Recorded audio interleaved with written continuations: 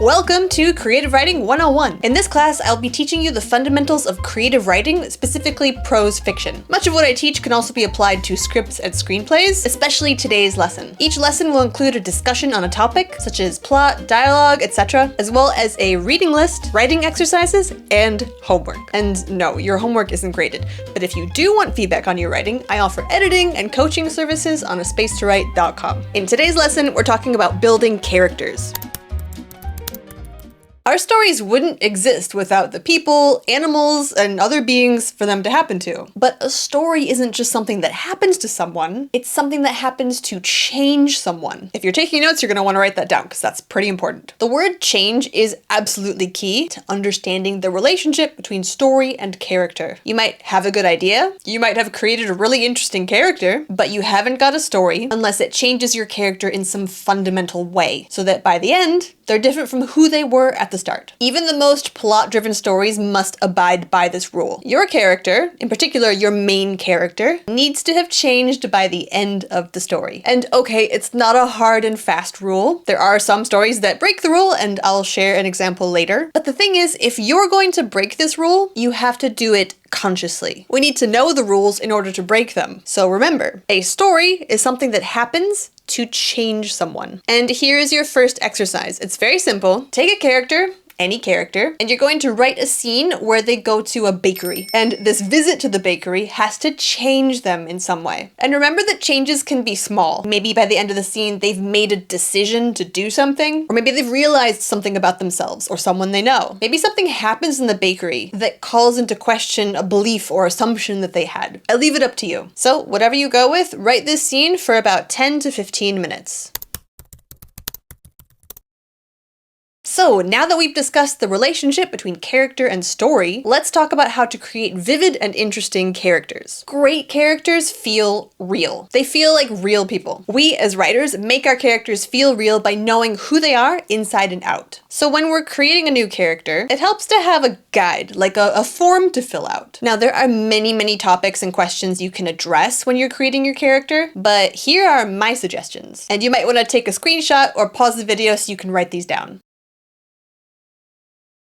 So let's create a character. You can either work with one you already have, or you can start from scratch. And you're just going to fill in this little character questionnaire. You don't even need to write in full sentences. At this point, we just want the basic information. There's also no time limit for this exercise. Just do it for as long as it takes you to do it. Now, not everything you filled in on that form is going to be relevant to your story, and that's okay. The important thing is that we know who our character is. And when you're writing your story, don't feel like you have to shoehorn in all this information when it's not needed. So what we're going to talk about now is the essential parts of your character as they relate to the story you want to tell. It's 4 simple questions to answer.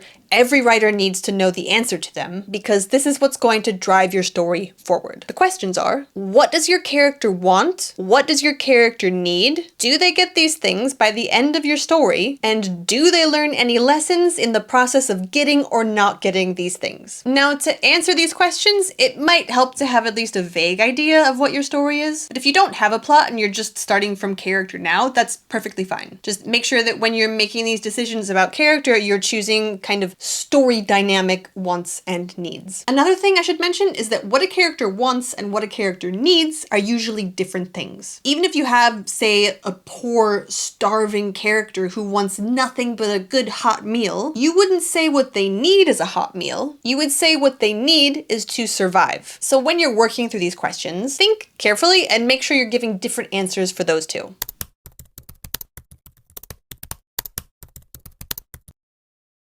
So we've done a lot of list making and question answering, but of course that's not the only part of character building. Knowing who your character is a major part of helping them to feel real, but to truly bring them to life on the page, you're going to need to do 2 more things. Understand how they communicate with themselves in their own head, and understand how they communicate with the world. As with understanding a character's wants and needs, these 2 things are often different from each other. For instance, you might have a character who's really really loud and assertive, but inside their stream of consciousness, they're constantly second guessing and putting themselves down. So here's a writing exercise to help you get in the mind of your character. You're going to write a scene where your character is confronting another person, but you're going to write it in two different ways. The first way is you're going to write it in the third person point of view. So he did this, she said that. Don't describe anyone's thoughts or feelings, just show us what happens. You'll write that for around 10 minutes, and then starting from the top, you'll write the scene again. This time, you'll write it in the first person point of view. So I said this, I did that. And pay special attention to the thoughts that your character has throughout the scene. And if it helps, for this second part, you could imagine your character writing an account of this confrontation in their journal after the fact or something like that. And you'll write the scene for around 10 minutes, making this exercise a total of around 20 minutes.